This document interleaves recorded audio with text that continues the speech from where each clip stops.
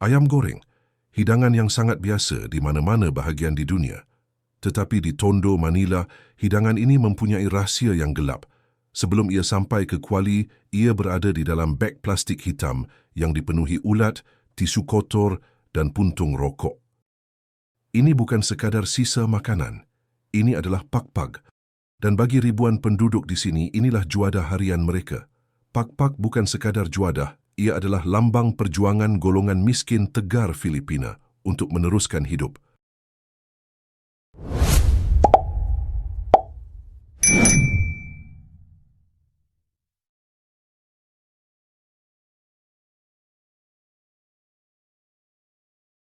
Manila adalah sebuah metropolis yang tidak pernah tidur. Bangunan menjulang tinggi, jalan raya sesak dan cahaya neon menyinari malam tanpa henti. Namun di sebalik wajah moden ini tersembunyi satu realiti yang jarang dipandang. Manusia yang hidup di pinggir kemajuan, di mana pembaziran bertemu kelaparan dan sisa makanan menjadi sumber kelangsungan hidup.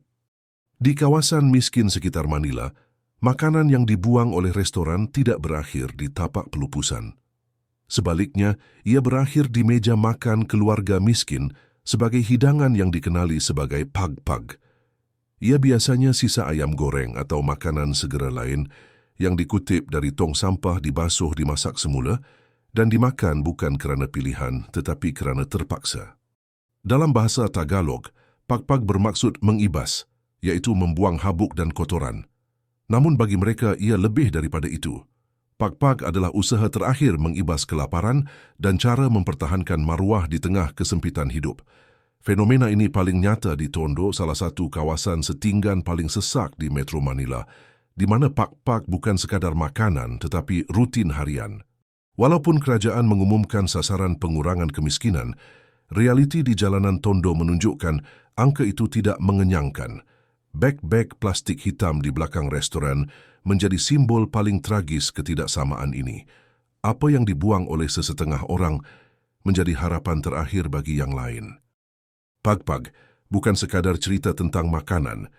Ia adalah cerminan pembaziran, ketidaksamaan dan dunia yang cukup untuk semua, namun masih gagal memastikan setiap manusia dapat hidup dengan bermaruah. Kitaran makanan ini bermula di kawasan pelupusan sampah yang luas, di mana sisa buangan dari bandar dikumpulkan. Di sana terdapat individu yang bekerja mencari sisa makanan yang masih boleh diguna semula.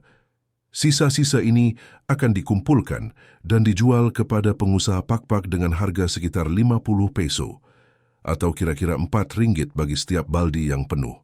Setelah dibeli, proses pengasingan dilakukan dengan sangat teliti di kawasan setinggan yang sesak. Pengusaha akan menyemak setiap bungkusan sampah untuk mencari tulang ayam atau potongan daging yang masih mempunyai sisa isi.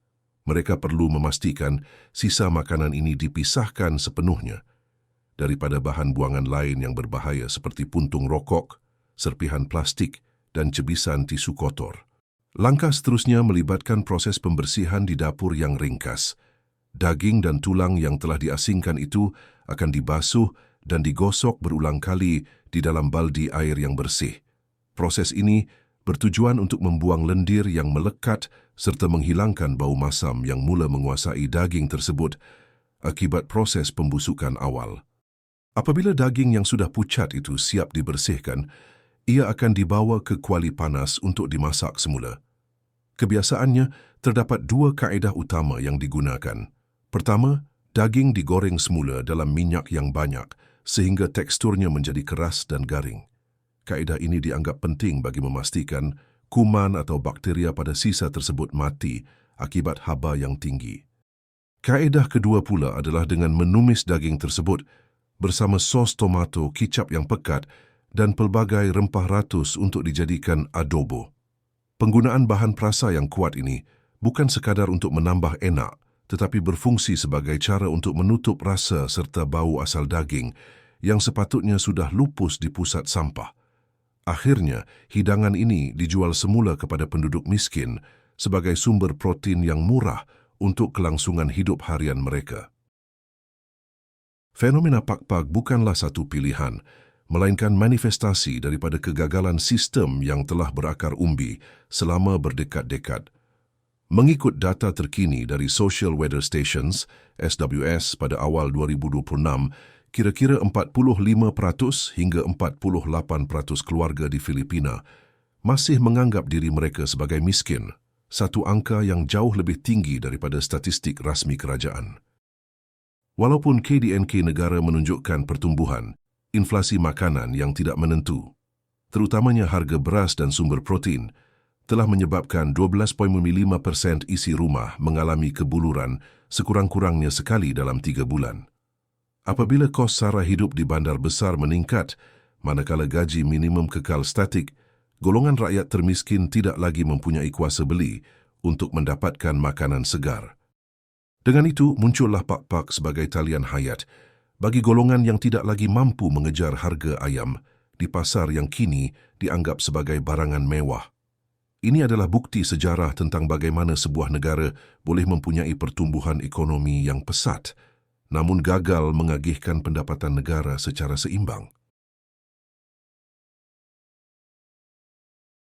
Namun di sebalik perut yang kenyang sementara, tersirat ancaman maut yang menanti dalam setiap suapan. Dari sudut pandang kesihatan awam, pak-pak adalah bom jangka biologi yang sangat berbahaya.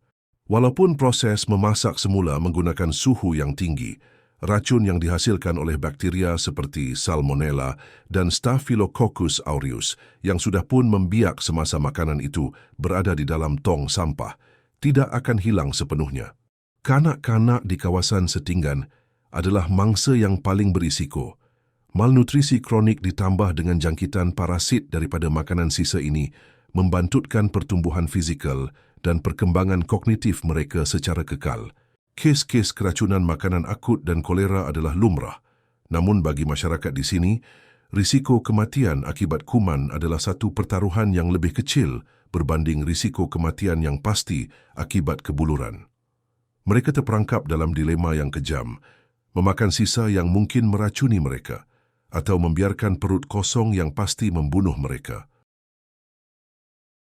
Apabila matahari terbenam di kaki langit Manila, aroma pak-pak yang digoreng semula-mula memenuhi ruang udara, menjadi pengingat yang pedih tentang ketidakadilan dunia. Pak-pak adalah cermin retak masyarakat moden yang menunjukkan ironi yang luar biasa.